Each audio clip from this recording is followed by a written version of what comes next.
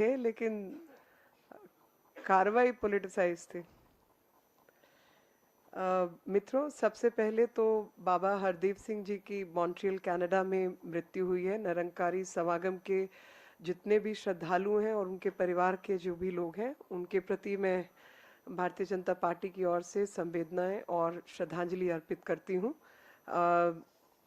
साथ ही आज का जो विषय है वो मैं एक ऐसी मृत्यु आप लोगों को याद दिलाना चाहती हूँ कि एक युवा ने सुसाइड कमिट किया था, रोहित वेमुला के नाम से।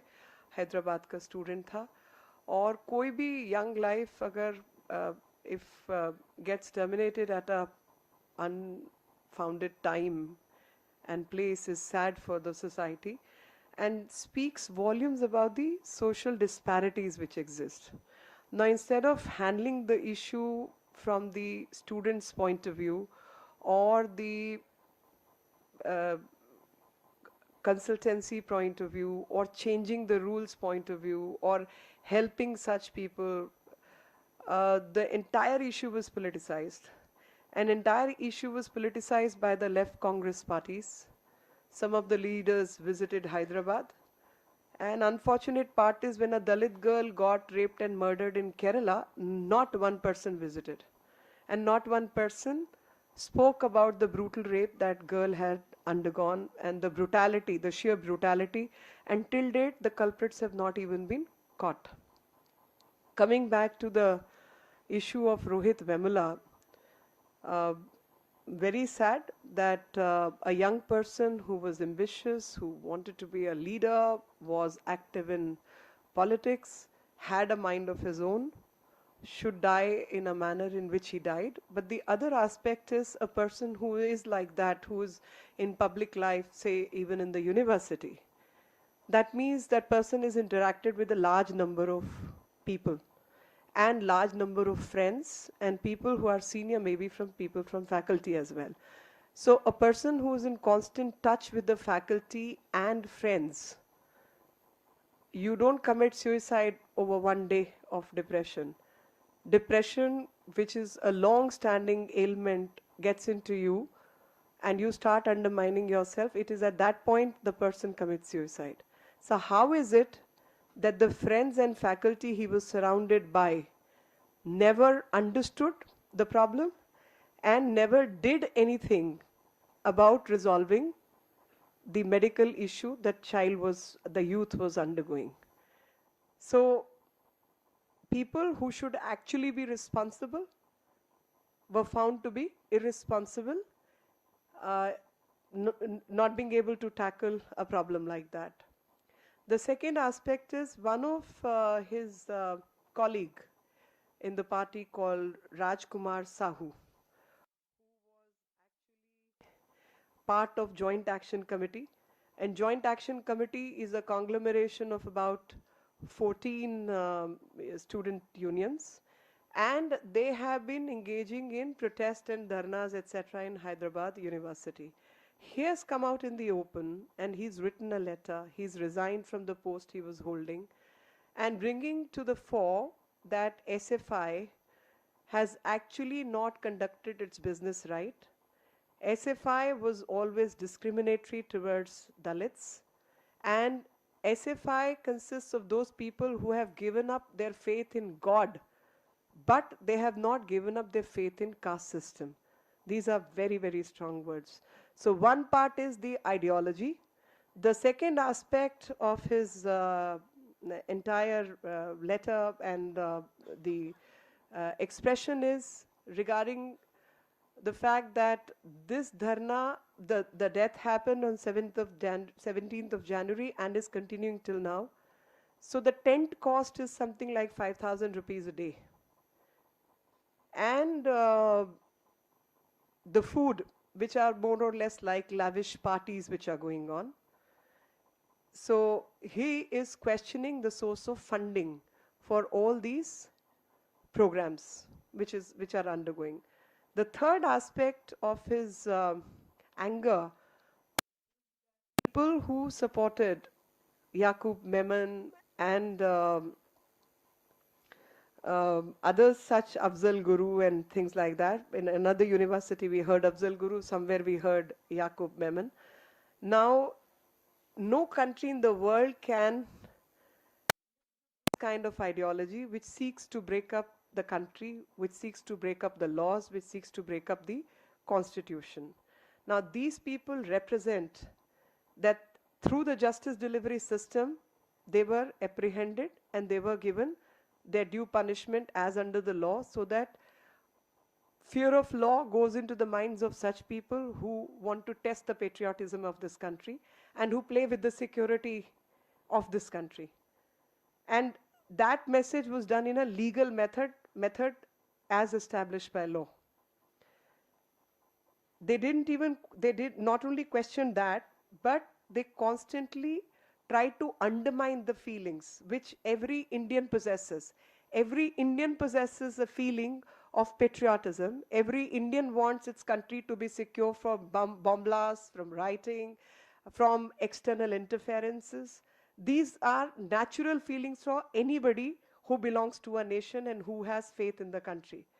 देश में जिस भी व्यक्ति को भरोसा है, विश्वास है, भारत माता की जय कहता है और मन से भारत माता के प्रति उसने अपने आप को समर्पित किया है, उसके मन में ये भाव आना स्वाभाविक है कि भारत की सुरक्षा को लेकर, भारत के ताने बाने को लेकर, सरकार को लेकर अगर कोई भी इस तरीके का विरोध होता है तो हर भारतीय उसके खिलाफ होगा. जहां पर देश के बाहर की एजेंसीज इस तरीके के कामों में लगी हुई हैं और देश में इस तरीके का असहिष्णु माहौल बनाने की खिलाफत कर रही हैं. और ये वही लोग हैं, these are the very people who sometimes engage themselves with liberal ideas, sometimes with idea of tolerance, and have shown complete disrespect and more like opportunist politics they have indulged themselves in. So my issue today is that if a member of their own community gets up and speaks this language, if I was speaking this language, one would say I'm trying to politicize the issue. But you can see the pattern. We've all been students. Students never have the kind of money that you can pay for 5,000 rupees a day for a tent. How many students? And we remember if there was one festival in 1 year, the college festival, you used to beg and borrow, go here, go there, and collect funding for that, and the entire college had to work for it. Now, a group of few students is getting lavish parties, very lavish food is served to them, 5,000 rupees a day expense, and several other expense, and many such events are being conducted throughout Hyderabad. And if you see the pattern, like I was sitting on the fringes and noticing the pattern, something started in FTII, then something started in JNU, something started in Hyderabad, something started in Jadavpur. So there is a pattern to things happening in the country. And I would definitely seek intelligence reports on this.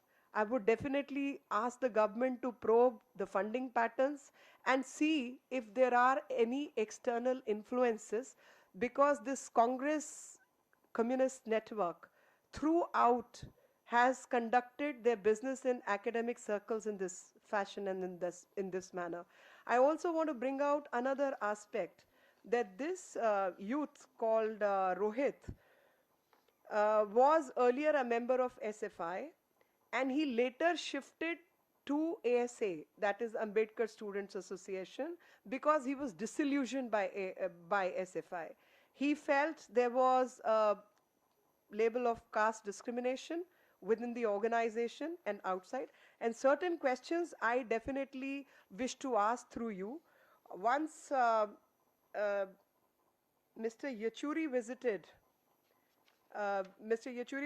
the Hyderabad University, and he gave a lecture, and at that point in time when this person was still in college, and he spoke about Mr. Yechury's lecture, and he said, I'm just reading out because I don't want to make a mistake in the language. He wrote a Facebook post, and he responded with a viral Facebook post in which he asked, why the CPI-M, which is Marxist, hasn't had a single Dalit Politburo member in 51 years. I want all of you to ask this question, that in last 51 years, not one Dalit has been taken to Politburo. Mainstream Weekly in 2010, which is published by Communist Party of India Marxist-led Left Front Coalition that governed West Bengal from 1977 to 2009. Please note this also. Mainstream Weekly, published in 2010, it quoted that from 1977 till 2009, while the party, Communist Party of India Marxist, left front government coalition that governed West Bengal committed over 55,000 political murders. This is a written document as part of Mainstream Weekly. One of the problems, according to Dalit Marxists like late Rohit Vemula, is that the overwhelming majority of the Indian left's leadership comprises of upper caste that has grown up in privileged social conditions, and they have no idea really or any experience of caste operation, and they continue to commit that. And they undermine the politics. Even the extremist left, which is CPI-M Maoist, that consists of a large number of loyal Dalit cadre in the lower rank, has never allowed a Dalit to hold leadership party position. It constitutes a dominant upper caste central committee. So there the Politburo member for past 51 years is not a single Dalit. And even in Maoists, though they have a very large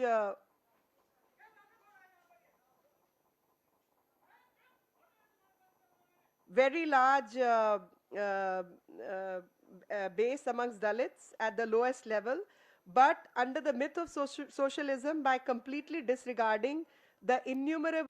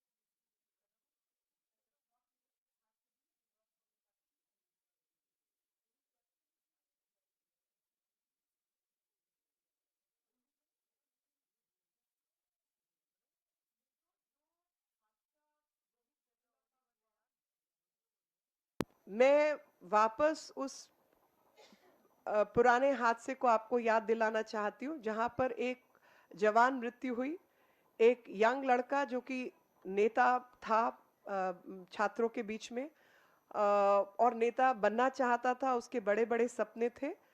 तो ऐसे व्यक्ति की मृत्यु होना अपने आप में एक बहुत ही हिंसक घटना है और साथ ही दुखदायी घटना है, क्योंकि माता पिता किसी भी बच्चे के हों, उनको इस तरीके की घटना से बहुत बड़ा सदमा पहुंचना मुमकिन सी बात है। लेकिन उससे बड़ी जो दुख की बात है वो ये है कि किसी भी युवा छात्र की हत्या जब होती है तो उसको आप दलित और नॉन दलित की कैटेगरी में नहीं बांधते।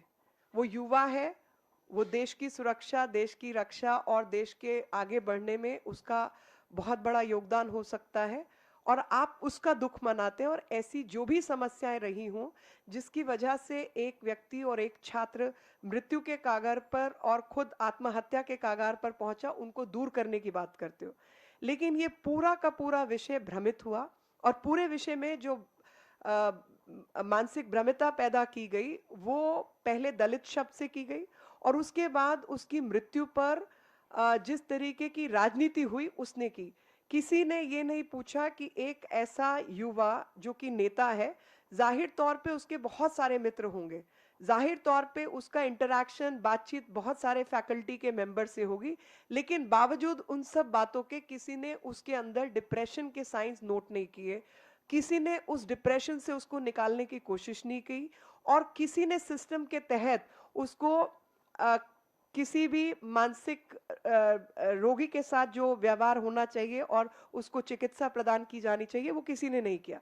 तो जो खामियां थी, जो कि आगे आने वाले हमारे एजुकेशन सिस्टम को करेक्ट करने में काम करती, आपने उसके ऊपर उससे बड़ी राजनीति करने की कोशिश की और उसको एक दलित मृत्यु का आत्महत्या के केस को बनाने की कोशिश की। और साथ ही मैं इन लोगों को याद दिलाना चाहती हूँ कि कांग्रेस और कम्युनिस्ट जिस तेजी के साथ हैदराबाद दौड़े थे, ऐसे ही केरल के अंदर एक दलित और दलित महिला की हत्या हुई जो कि लॉ की स्टूडेंट थी, और बहुत ही गरीब परिवार से उसने अपने आप को उठाने की कोशिश की। उसकी माँ है जो कि डोमेस्टिक हेल्प है, घरेलू काम करती है, और उसकी माँ के साथ ही वो लड़की रहती है, और उसकी इतनी निर्मम हत्या हुई है कि मैं बयान नहीं कर सकती। निर्भया कांड से भी ज्यादा खराब हालत उस लड़की की हुई, लेकिन ना किसी कम्युनिस्ट को समय मिला वहां पहुंचने का, और ना ही किसी कांग्रेसी को।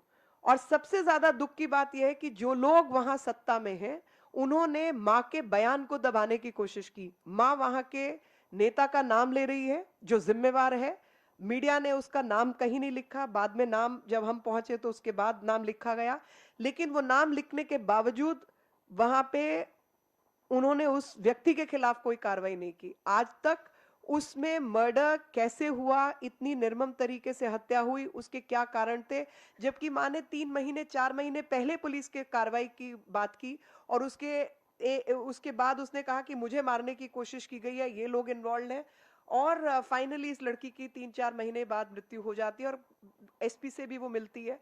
तो जब इस तरीके की प्रक्रियाएं होती हैं, तो ये लोग किस कानून, किस कायदे, किस संविधान की बात करना चाहते हैं। साथ ही मैं आपको ये भी बताना चाहती हूँ कि जो रोहित वेमुला था, वो पूर्व में एसएफआई में हुआ करता था, और बाद में उसने एसएफआई से दुखी होकर, प्रताड़ित होकर एएसए ज्वाइन किया, अंबेडकर स्टूडेंट एसोसिएशन।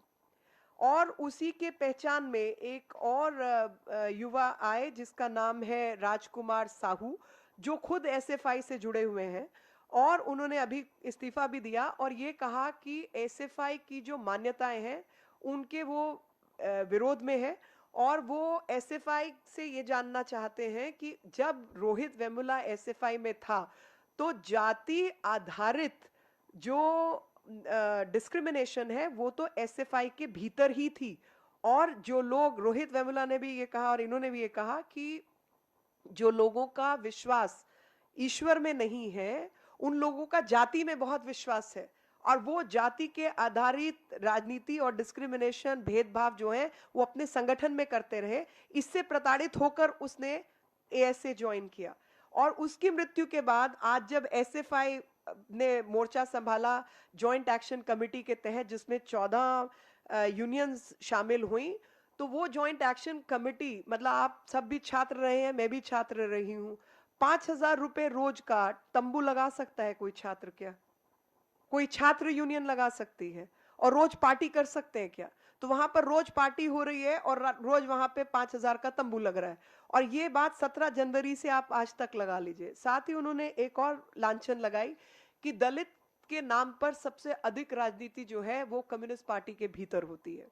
और साथ ही ये भी बताया कि जो एंटी नेशनल, मैं तो खैर एक पैटर्न देख रही थी बहुत पहले से, और मेरा ये मानना है कि सबसे पहले एफटीआईआई में ये शुरुआत हुई, उसके बाद जेएनयू में हुई, उसके बाद ये हैदराबाद गई, और जादवपुर यूनिवर्सिटी में हुई। तो आप सब तरफ अगर देखें तो आप डॉट्स कनेक्ट करने की कोशिश करें, और जब भी आप डॉट्स कनेक्ट करते हैं तो आपको लगता है कि छात्रों के बीच में इस तरीके का असंतोष का वातावरण बनाया जा रहा है, और उस असंतोष के वातावरण में जो उसकी हैंडलिंग है वो जाहिर तौर पे बहुत संवेदनशील तरीके से होनी चाहिए। और इस सब माहौल के बीच में जो कॉमन पैटर्न है, वो कॉमन पैटर्न है कि जो लोग गैर संवैधानिक काम करते रहे, मतलब पार्लियामेंट को उड़ा देना तो संवैधानिक काम नहीं हो सकता ना, गोली चलाना संवैधानिक काम नहीं हो सकता, मुंबई के अंदर बॉम्ब ब्लास्ट करना संवैधानिक काम नहीं हो सकता। तो जिन्होंने निर्मम तरीके से इतनी हत्याएं की, हमारे अधिकारियों की हत्याएं की, उनके उनको कहीं ना कहीं एक शहीद बनाने की कोशिश करना, तो ये एक, मेरे को लगता है कि हमारे देश के प्रति जिनका प्रेम होना चाहिए, खास तौर पे युवा शक्ति और छात्रों का प्रेम देश के प्रति होना चाहिए, उनके मन में देश के खिलाफ बीज बोने का काम। क्योंकि कोई भी भारतीय है वो देश के जो संविधान है, देश की जो एकता है, उसके विरोध में काम नहीं करेगा। आप प्रश्न उठाएंगे, आप पूछेंगे, आप चाहेंगे कि देश में बराबरी क्यों नहीं है, बराबरी होनी चाहिए, लेकिन आप अंबेडकर का नाम इस्तेमाल के अंबेडकर के विरोध का काम नहीं करेंगे। अंबेडकर एक राष्ट्रवादी थे, अंबेडकर ने संविधान लिखा, अंबेडकर पहले कानून मंत्री थे, तो वो ऐसे व्यक्ति थे जो कानून की मान्यता रखते थे, ना कि कानून के तोड़ने के में विश्वास रखते थे। तो ऐसे व्यक्ति का नाम गैर जिम्मेवार तरीके से इस्तेमाल किया जा रहा है, लोगों के और खासतौर पे युवाओं के विचारों को देश के खिलाफ भड़काने का काम हो रहा है, देश के संविधान में अविश्वास पैदा हो, ऐसी हरकतें हो रही हैं।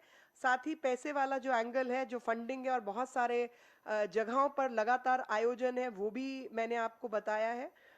और जो एक उससे भी जो गहरा विषय है, वो किसी भी बच्चे के साथ, किसी भी युवा के साथ, किसी भी व्यक्ति के साथ जाति को आधार मानकर भेदभाव करना, वो गैर संवैधानिक है।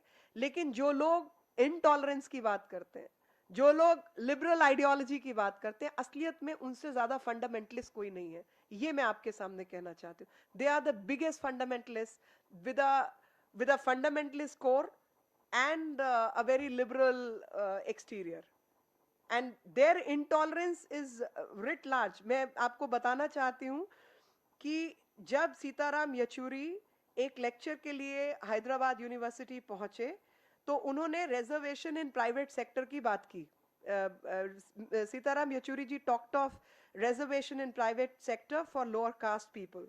Rohit responded with a viral Facebook post in which he asked why the CPIM hasn't had a single Dalit Politburo member in 51 years। यानी 51 वर्ष के इतिहास में एक भी दलित पॉलिट ब्यूरो में मेंबर ही नहीं हुआ। और ये प्राइवेट इंस्टीट्यूशंस में, प्राइवेट सेक्टर में बात करते हैं रिजर्वेशन की। उसके साथ मेन स्ट्रीम वीकली को मैं कोट करना चाहती हूँ, जो कि आप सब जानते हैं कि इनकी अपनी मैगजीन है। 2010 का एक अंक था जिसमें Communist Party of India Marxist led by Left Front coalition that govern West Bengal, जिसने पश्चिम बंगाल की सत्ता संभाली 1977 से 2009 तक, 55,000 राजनीतिक मर्डर्स किए हैं। और एक और उन्होंने बताया कि जो दिक्कत है दलित मार्क्सिस्ट के साथ, रोहित वेमुला ने बड़ी ओवरवेलमिंग मेजॉरिटी के साथ लेफ्ट लीडरशिप को बोला कि ये सब अपर कास्ट से आए हुए लोग हैं, जो कि दलितों की ना भावनाओं को जानते हैं, ना उनकी मजबूरियों को समझते हैं।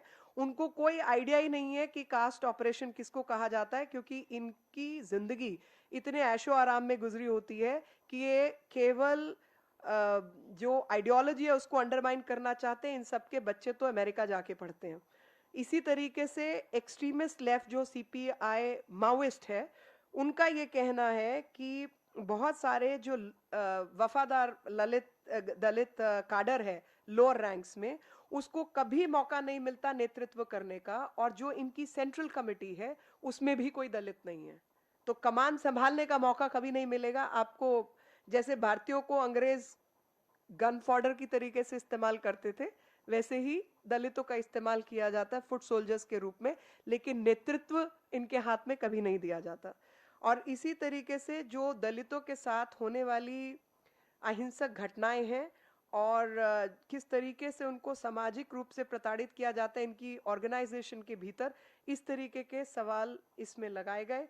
मैं भारतीय जनता पार्टी की तरफ से ये बात कहना चाहती हूँ कि जिस तरीके से हमारे इंस्टीट्यूशंस के अंदर राष्ट्र हित की बात ना करते हुए राष्ट्र के अहित की बात करने की साजिश चल रही है, उसको कहीं ना कहीं हमें एक्सपोज करने की आवश्यकता है। जिस तरीके के फंडिंग पैटर्न्स हैं और पैसा का लेन देन और आना जाना हो रहा है, उसको भी देखने की आवश्यकता है। और पढ़ाई लिखाई वाले जितने एकेडमिक सर्कल्स हैं, वो किस विचारधारा को बच्चों के मन में, छात्रों के मन में डाल रहे हैं। बच्चे भी नहीं कहूँ, क्योंकि ये सब एडल्ट हैं, 20, 25, 27, 28, 30 ऐसे उम्र के लोग हैं। तो युवा शक्ति को पथ भ्रमित करने की जो साजिश है, उसको कहीं ना कहीं उस विषय में विचार करने की भी आवश्यकता है। और पूरे देश को युवाओं का शोषण किस प्रकार से हो रहा है वो भी सामने रखने की आवश्यकता है। क्योंकि डिप्रेशन को कैसे डील किया जाना चाहिए किसी भी छात्र, क्योंकि जब ये हादसा हुआ जनवरी के महीने में, तो फरवरी मार्च में एक और हादसा हुआ तमिलनाडु में, जहां 3 लड़कियों ने आत्महत्या की एक साथ। तो वो विषय किसी की समझ में नहीं आया। 3 छात्राएं हत्या कर रही हैं, वहां दलित का मौका नहीं था, तो इसलिए आप विषय नहीं उठाएंगे। छात्र की, मतलब अब छात्र की भी आप जाति पूछेंगे, युवा शक्ति की जाति पूछेंगे। युवा युवा है, अपनी माँ का बच्चा है, अपने पिता का बच्चा है, देश का नाम रोशन करने की क्षमता है। आप उसकी जाति के आधार पर राजनीति करेंगे तो किस किस्म की खोखली राजनीति आप कर रहे हैं। और अंबेडकर का गैर जिम्मेदार तरीके से नाम इस्तेमाल कर रहे हैं। तो मेरी ये जो मैंने आपको फैक्ट और डाटा दिया है, मैं चाहूंगी कि वो आपकी राइटअप में कहीं ना कहीं जरूर आए, क्योंकि ये चीजें जनता के मन से उठा दी जाती हैं कि 55,000 लोगों को मरवाया, और ये आज अहिंसा की बात करते हैं। इसी तरीके से केरल का भी नंबर निकालूंगी तो केरल का भी 25-30 हजार का नंबर आएगा। तो 72-73 हजार लेफ्ट लिबरल्स ने मौतें की हैं इस देश में।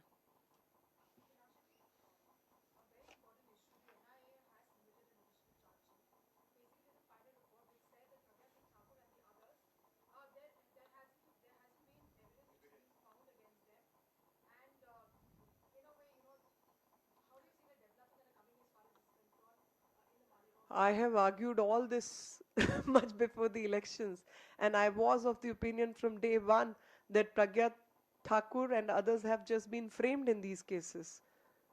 And all that atrocity a person like Pragya Singh Thakur has undergone, I think if there was any other liberal law-abiding country, there would be a counter investigation on those things. Pragya Singh Thakur के खिलाफ कोई गतिविधियां थी नहीं। ये सब बातें तो मैं चुनाव से पहले से कह रही हूं, और पूरा उसका डाटा डिटेल भी बताया है। और मालेगांव से लेकर समझौता एक्सप्रेस के बीच में किस तरीके की साजिश हुई और किस तरीके से देश विरोधी ताकतें इस देश में लग रही थी, और बहुत सारे लोग जो कि राजनीति से जुड़े हुए हैं, उन्होंने देश के अहित में रहकर इन सब चीजों पर भी साजिश की और देश के अहित में काम किया। और प्रज्ञा सिंह ठाकुर के जो पक्ष में इस तरीके का एनआईए का फैसला है, मैं उसको सम्मानित नजर से देखती हूँ। और सिर्फ ये मानती हूँ कि अगर कोई भी कानून को मानने वाला देश होता, तो जिन लोगों ने जिस तरीके की उसके साथ, जो कुछ मैं जानती हूँ प्रज्ञा सिंह ठाकुर के साथ दुष्व्यवहार किया है, उनके खिलाफ कार्रवाई होती।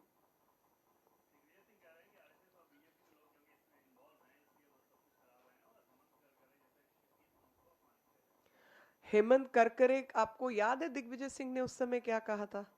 तो मेरे को अगर आप अपने आर्काइव में ढूंढेंगे तो मेरी भी उस पे बयान से लेके प्रेस रिलीज आ जाएगी। क्योंकि केवल हेमंत करकरे नहीं, उन्होंने कहा था मेरी उससे बात हुई। मतलब जो आदमी 2611 पे कार्रवाई कर रहा है, वो फोन मोबाइल उठाने की उसके पास समय है। और जिस तरीके से वेस्ट उसने जो पहनी हुई थी, जिसको आप कहते हैं गोली से, बॉम्बार्डमेंट से रोकने वाली गोली, बुलेट प्रूफ जैकेट, तो वो बुलेट प्रूफ जैकेट भेद करके उस व्यक्ति की मृत्यु हुई थी। तो वो क्या भ्रष्टाचार था, वो एक अलग विषय है। मैं आज वो सब मामले तो उठाने ही नहीं वाली। लेकिन दिग्विजय सिंह तो वो भी कह चुके हैं कि 26/11 आरएसएस की देन थी, क्योंकि वो हाथ में मौली पहन के पाकिस्तान से आए थे। तो मुझे तो इसमें जो साजिश है वो कुछ और दिखाई दे रही है, बल्कि भीतर के कौन लोग इन्वॉल्व थे उस पर कार्रवाई होनी चाहिए।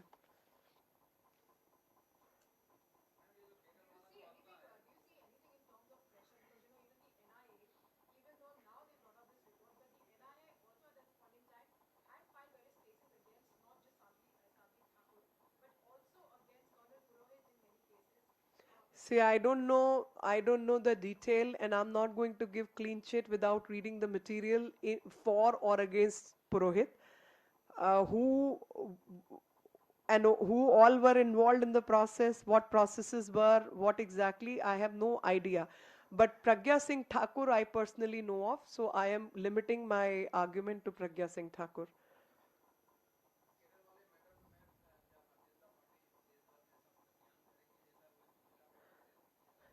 मैं तो अपना अभी जब मैं चुनाव में गई थी तो अभी वहाँ चुनाव चल रहे हैं, तो मैंने तो वहाँ कहा है कि वहाँ पे हाई कोर्ट में पिटिशन डलेगी, और जो मृत लड़की है उसकी माँ सीबीआई इंक्वायरी मांग रही है, क्योंकि लोकल एडमिनिस्ट्रेशन के पास वो 3 महीना पहले गई, और 3 महीने पहले जाकर उसने एक एफआईआर कराने की कोशिश की कि वो हिट एंड रन के माध्यम से गाड़ी चढ़ाकर उसको मारने की कोशिश थी। पुलिस ने वो दर्ज नहीं किया। उसके बाद वो जाकर एसपी को मिली, और एसपी को उसने यही शिकायत दर्ज कराई कि ऐसा चल रहा है। और जब हम लोग वहां पहुंचे, जिस तारीख तक मैं पहुंची, तो एक बड़ी बेसिक इन्वेस्टिगेशन होती है जहां पे आपको नहीं पता होता अपराधी कौन है, डॉग स्क्वाड की। डॉग स्क्वाड एक बड़ी बेसिक सी चीज है, मतलब कोई बहुत स्पेस साइंस नहीं है। तो जिस तारीख तक हम वहां पहुंचे थे, और मैं 10 दिन के बाद पहुंची थी इस हादसे के, तो या 6 दिन 6-7 दिन हो चुके थे, तो 6-7 दिन के भीतर भी डॉग स्क्वाड जैसी कार्रवाई पुलिस ने नहीं की थी। और जिस क्षेत्र में चुनाव चल रहा हो, जिस भी राज्य में, वहां पर तो लॉ एंड ऑर्डर बिल्कुल टाइट रहता है और बहुत सख्त रहता है, बावजूद उस सख्ती के ऐसा कुछ काम नहीं हुआ। और हमारे जाने के बाद वहां पर एसपी ने फिर डॉग स्क्वाड के साथ अपना फोटो खिंचा के सारे मीडिया के सामने कार्रवाई शुरू की। तो कौन सी खुशबू रही होगी, क्या रहा होगा, मुझे नहीं मालूम, लेकिन ऐसा नौटंकी किया। उसके बाद में उस एसपी का ट्रांसफर हुआ, और उस एसपी के ट्रांसफर के बाद जब माँ अस्पताल में है, तो हमने डॉक्टर से पूछा कि भाई क्या हालत है उसकी माँ की, तो उसने कहा फिजिकली बिल्कुल ठीक है। मीडिया में सब जगह चल रहा है कि वो मानसिक रोगी हैं। जो औरत 7-8 घरों में काम करके अपने बच्चे को पालती हो ना, वो मानसिक रोगी नहीं हो सकती। लेकिन जिस भी माँ के सामने ऐसा हादसा उसके बच्चे के साथ होगा, वो मेंटली डिस्टर्ब तो होगी, नेचुरल है। अगर वो मेंटली डिस्टर्ब नहीं होगी तब अननेचुरल होगा। तो एक जहां उसको एल्प्रेक्स देने की जरूरत थी, तो खैर उसको अस्पताल में रखा। तो हमने डॉक्टर से पूछा कि भाई आपने हॉस्पिटल में क्यों रखा है, तो उन्होंने कहा कि इनका जो घर है वो घर तो पुलिस ने सील किया हुआ है, तो ये जाएंगे कहाँ।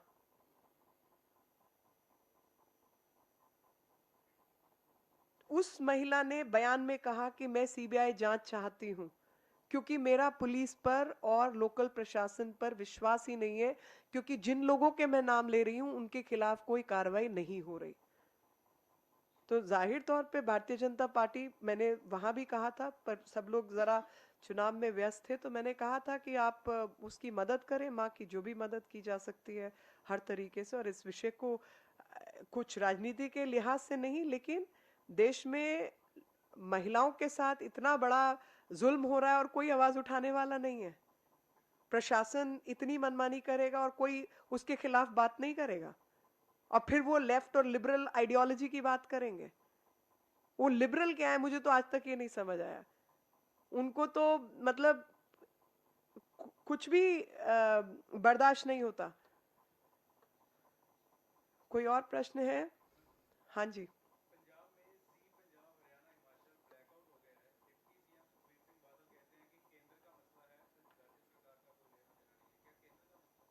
सर, मैंने जिस चीज की पढ़ाई नहीं की, मैं जवाब कैसे दे दूं? मुझे जानकारी नहीं है पंजाब के मामले की।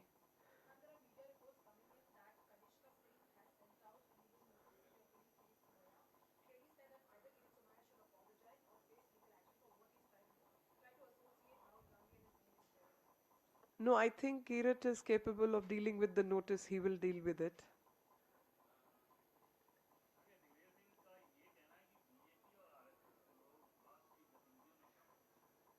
मैं तो सिर्फ यही कहना चाहूंगी कि ये इस तरीके की भयानक साजिश कांग्रेस के समय में हुई, उसकी तहकीकात होनी चाहिए कि कौन लोग शामिल थे ऐसी घिनौनी हरकतों में, कि आरएसएस और बीजेपी को, जिनको आप राजनीतिक रूप से टारगेट करते हैं, अब आप उनको दूसरे तरीके से टारगेट कर रहे हैं।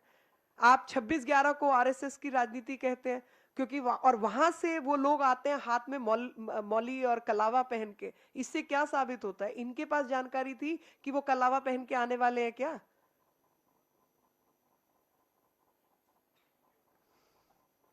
धन्यवाद, thank you.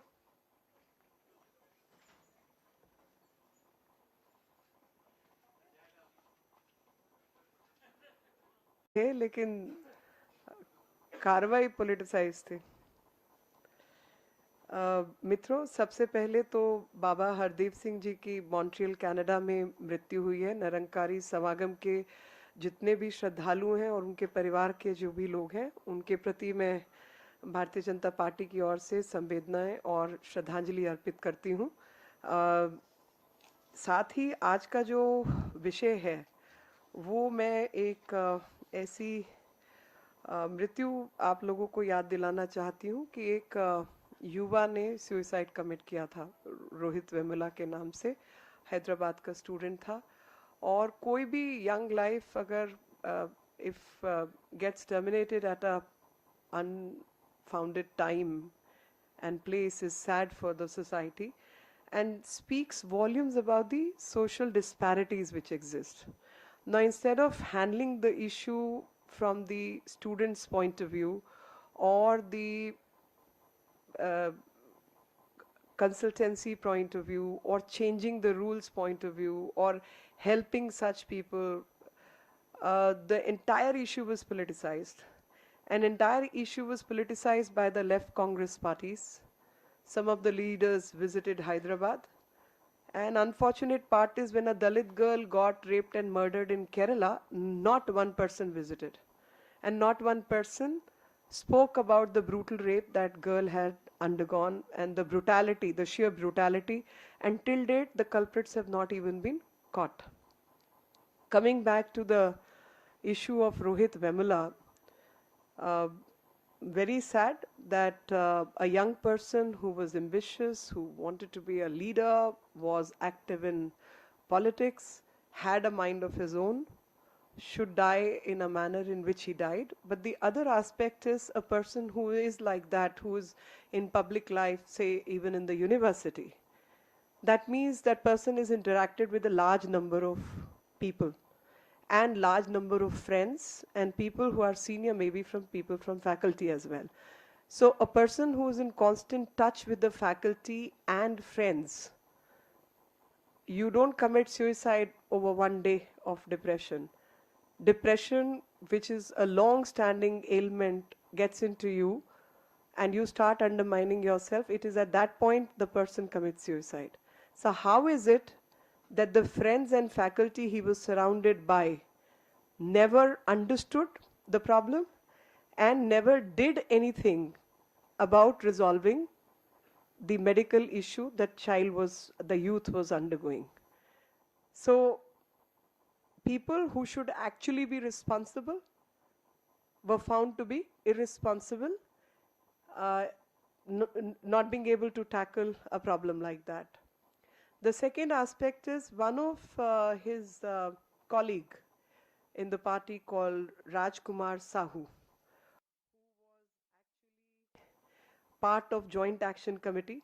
And Joint Action Committee is a conglomeration of about 14 student unions. And they have been engaging in protest and dharnas, etc. in Hyderabad University. He has come out in the open and he's written a letter. He's resigned from the post he was holding and bringing to the fore that SFI has actually not conducted its business right. SFI was always discriminatory towards Dalits, and SFI consists of those people who have given up their faith in God, but they have not given up their faith in caste system. These are very, very strong words. So one part is the ideology. The second aspect of his entire letter, and the expression is regarding the fact that this dharna, the death happened on 17th of January and is continuing till now. So the tent cost is something like 5,000 rupees a day. And the food, which are more or less like lavish parties which are going on. So he is questioning the source of funding for all these programs which are undergoing. The third aspect of his anger, people who supported Yaqub Memon and others such Afzal Guru and things like that. In another university we heard Afzal Guru, somewhere we heard Yaqub Memon. Now, no country in the world can kind of ideology which seeks to break up the country, which seeks to break up the laws, which seeks to break up the constitution. Now, these people represent that through the justice delivery system, they were apprehended and they were given their due punishment as under the law, so that fear of law goes into the minds of such people who want to test the patriotism of this country and who play with the security of this country. And that message was done in a legal method. Large number of loyal Dalit cadre in the lower rank has never allowed a Dalit to hold leadership party position. It constitutes a dominant upper caste central committee. So there the Politburo member for past 51 years is not a single Dalit. And even in Maoists, though they have a very large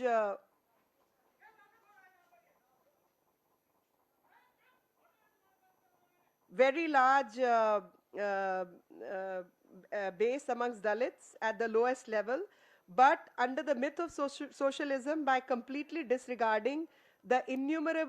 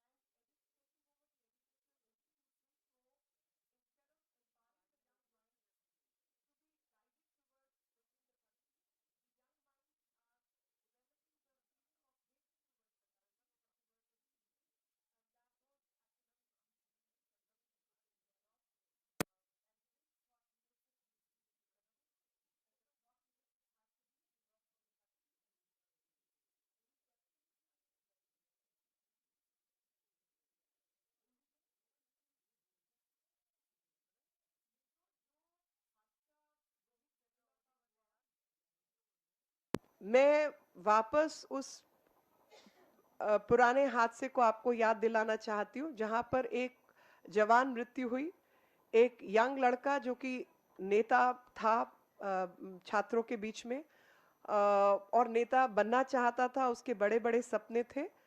तो ऐसे व्यक्ति की मृत्यु होना अपने आप में एक बहुत ही हिंसक घटना है और साथ ही दुखदायी घटना है, क्योंकि माता पिता किसी भी बच्चे के हों, उनको इस तरीके की घटना से बहुत बड़ा सदमा पहुंचना मुमकिन सी बात है। लेकिन उससे बड़ी जो दुख की बात है वो ये है कि किसी भी युवा छात्र की हत्या जब होती है तो उसको आप दलित और नॉन दलित की कैटेगरी में नहीं बांधते। वो युवा है, वो देश की सुरक्षा, देश की रक्षा और देश के आगे बढ़ने में उसका बहुत बड़ा योगदान हो सकता है, और आप उसका दुख मनाते हैं। और ऐसी जो भी समस्याएं रही हों जिसकी वजह से एक व्यक्ति और एक छात्र मृत्यु के कागार पर और खुद आत्महत्या के कागार पर पहुंचा, उनको दूर करने की बात करते हो। लेकिन ये पूरा का पूरा विषय भ्रमित हुआ और पूरे विषय में जो मानसिक भ्रमिता पैदा की गई वो पहले दलित शब्द से की गई और उसके बाद उसकी मृत्यु पर जिस तरीके की राजनीति हुई उसने की।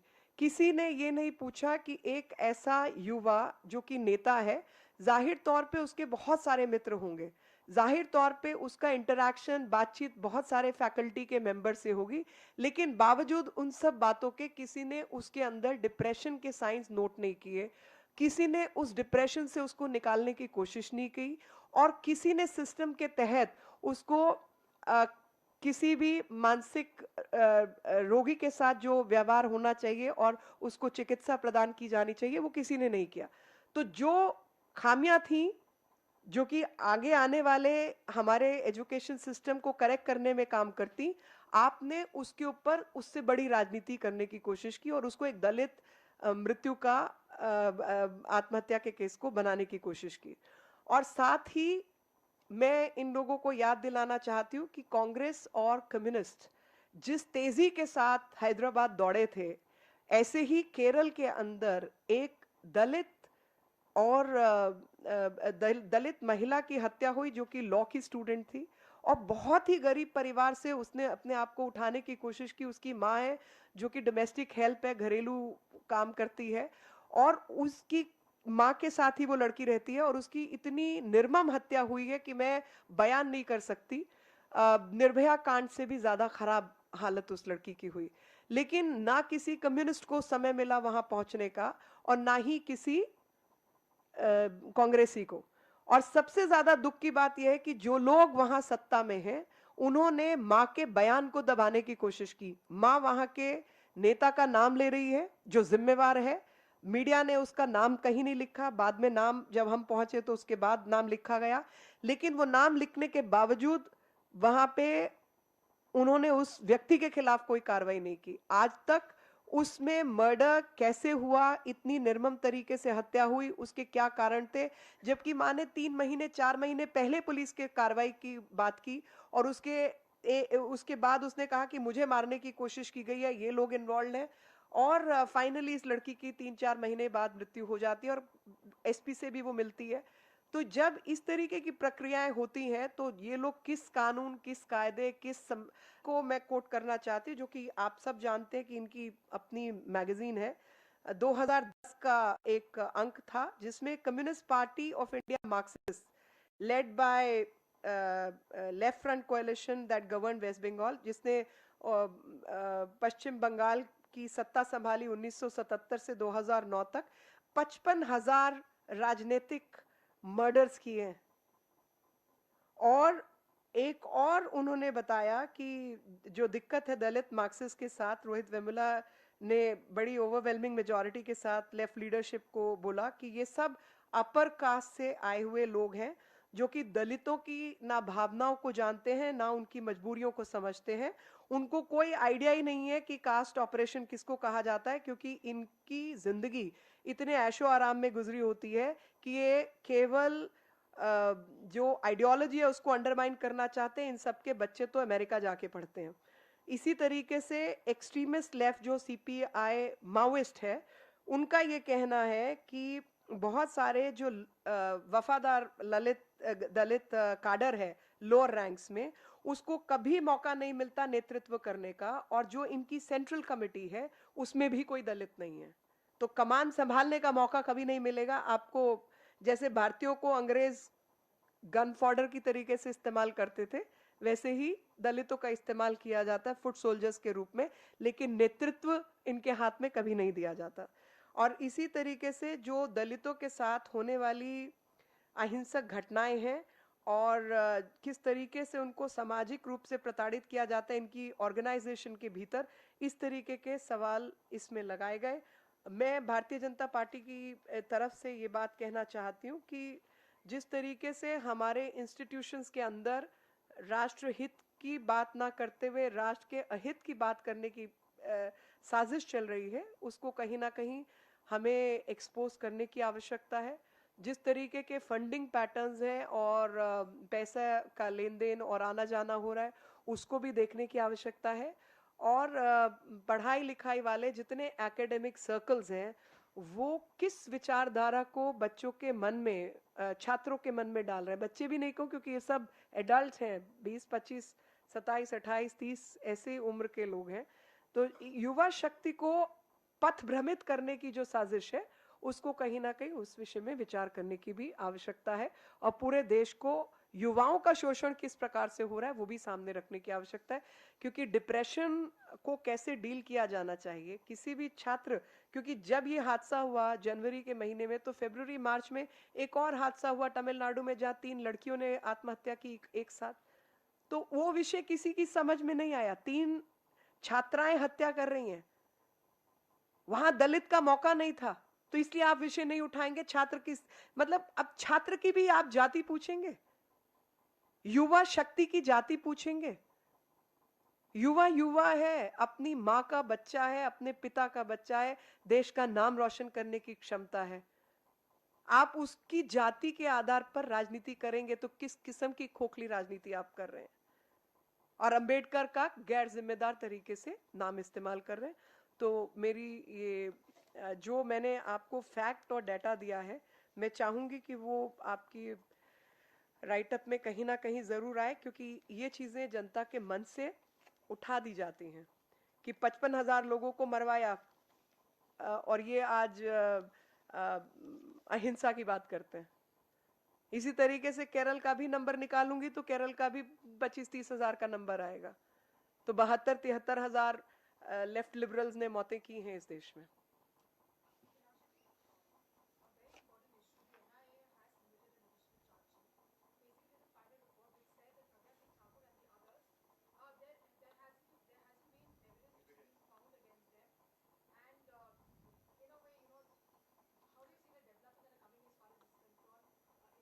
I have argued all this much before the elections, and I was of the opinion from day one that Pragya Thakur and others have just been framed in these cases. And all that atrocity a person like Pragya Singh Thakur has undergone, I think if there was any other liberal law-abiding country, there would be a counter investigation on those things. Pragya Singh Thakur के खिलाफ कोई गतिविधियां थी नहीं, ये सब बातें तो मैं चुनाव से पहले से कह रही हूं, और पूरा उसका डाटा डिटेल भी बताया है, और मालेगांव से लेकर समझौता एक्सप्रेस के बीच में किस तरीके की साजिश हुई और किस तरीके से देश विरोधी ताकतें इस देश में लग रही थी, और बहुत सारे लोग जो कि राजनीति से जुड़े हुए हैं उन्होंने देश के अहित में रहकर इन सब चीज़ों पर भी साजिश की और देश के अहित में काम किया। और प्रज्ञा सिंह ठाकुर के जो पक्ष में इस तरीके का एनआईए का फैसला है, मैं उसको सम्मानित नज़र से देखती हूँ, और सिर्फ ये मानती हूँ कि अगर कोई भी as established by law, they did not only question that, but they constantly try to undermine the feelings which every Indian possesses. Every Indian possesses a feeling of patriotism. Every Indian wants its country to be secure from bomb blasts, from rioting, from external interferences. These are natural feelings for anybody who belongs to a nation and who has faith in the country. देश में जिस भी व्यक्ति को भरोसा है, विश्वास है, भारत माता की जय कहता है और मन से भारत माता के प्रति उसने अपने आप को समर्पित किया है, उसके मन में ये भाव आना स्वाभाविक है कि भारत की सुरक्षा को लेकर, भारत के ताने बाने को लेकर, सरकार को लेकर अगर कोई भी इस तरीके का विरोध होता है तो हर भारतीय उसके खिलाफ होगा। जहां पर देश के बाहर की एजेंसीज इस तरीके के कामों में लगी हुई हैं और देश में इस तरीके का असहिष्णु माहौल बनाने के खिलाफत कर रही हैं, और ये वही लोग हैं, these are the very people who sometime engage themselves with liberal ideas, sometimes with idea of tolerance, and have shown complete disrespect and more like opportunist politics they have indulged themselves in. So my issue today is that if a member of their own community gets up and speaks this language, if I was speaking this language, one would say I'm trying to politicize the issue. But you can see the pattern. We've all been students. Students never have the kind of money that you can pay for 5,000 rupees a day for a tent. How many students? And we remember if there was one festival in 1 year, the college festival, You used to beg and borrow, go here, go there, and collect funding for that, and the entire college had to work for it. Now, a group of few students is getting lavish parties, a very lavish food is served to them, 5,000 rupees a day expense, and several other expense, and many such events are being conducted throughout Hyderabad. And if you see the pattern, like I was sitting on the fringes and noticing the pattern, something started in FTII, then something started in JNU, something started in Hyderabad, something started in Jadavpur. So there is a pattern to things happening in the country. And I would definitely seek intelligence reports on this. I would definitely ask the government to probe the funding patterns and see if there are any external influences, because this Congress communist network throughout has conducted their business in academic circles in this fashion and in this manner.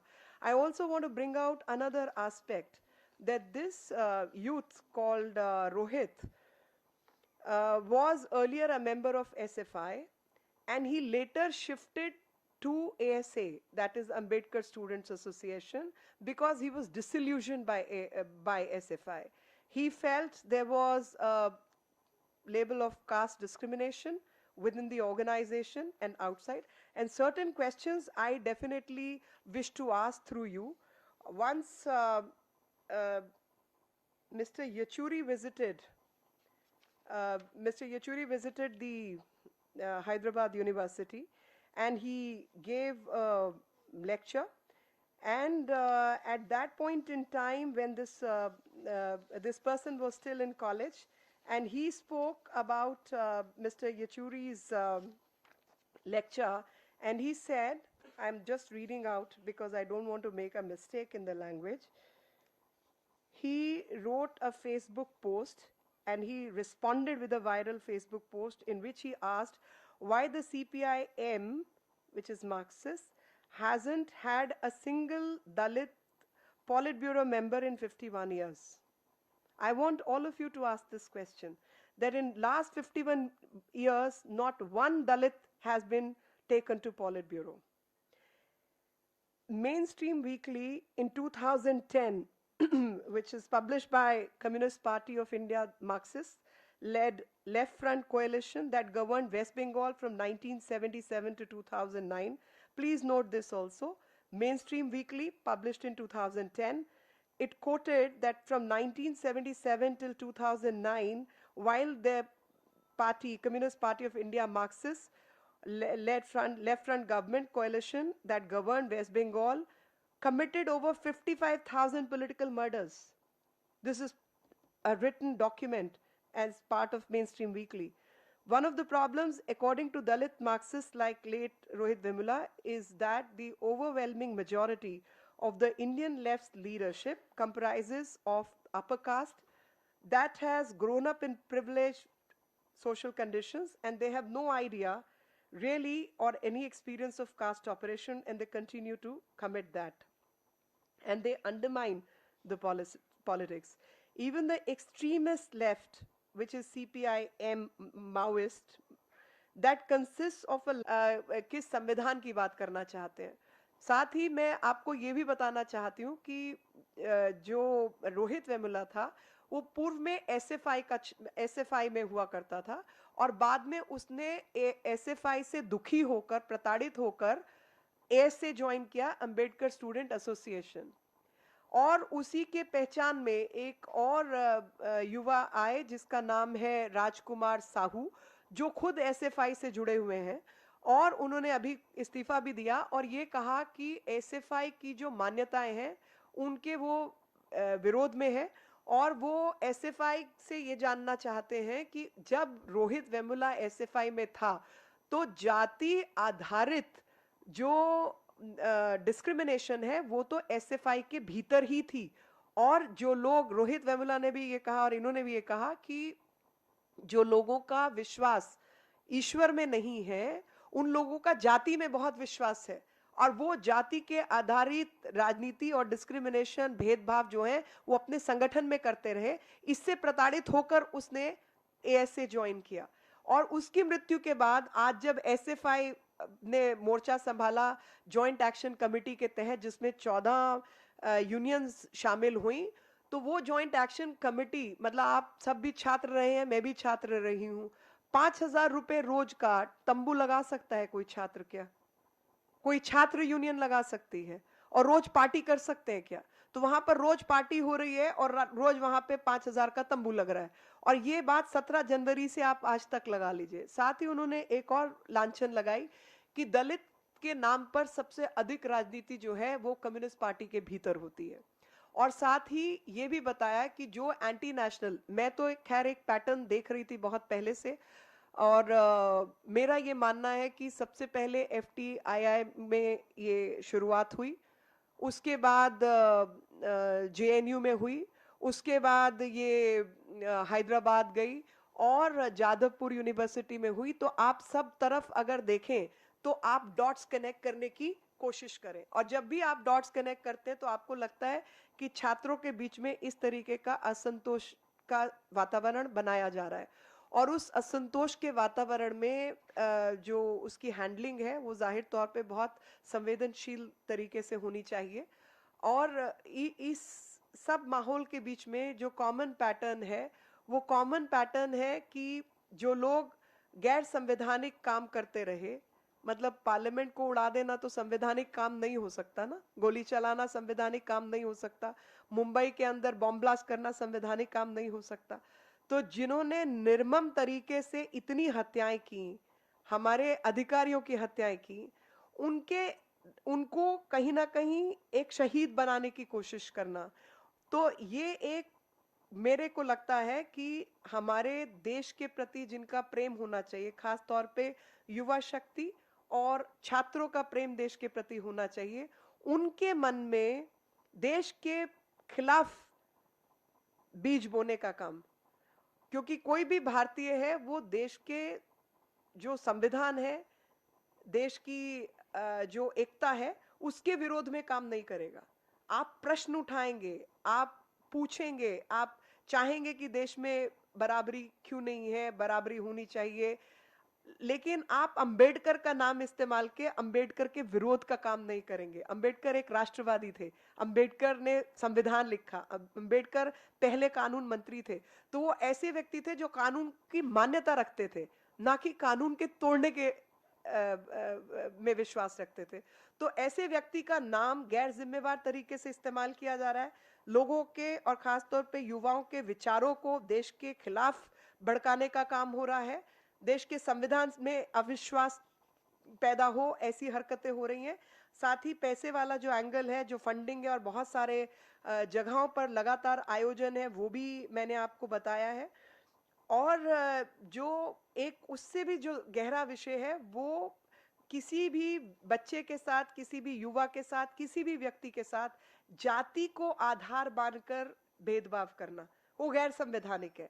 लेकिन जो लोग intolerance की बात करते हैं, जो लोग liberal ideology की बात करते हैं, असलियत में उनसे ज्यादा फंडामेंटलिस्ट कोई नहीं है। ये मैं आपके सामने कहना चाहती हूँ। They are the biggest fundamentalist with a fundamentalist core and a very liberal exterior, and their intolerance is writ large. मैं आपको बताना चाहती हूँ कि जब सीताराम येचुरी एक लेक्चर के लिए हैदराबाद यूनिवर्सिटी पहुंचे तो उन्होंने रिजर्वेशन इन प्राइवेट सेक्टर की बात की।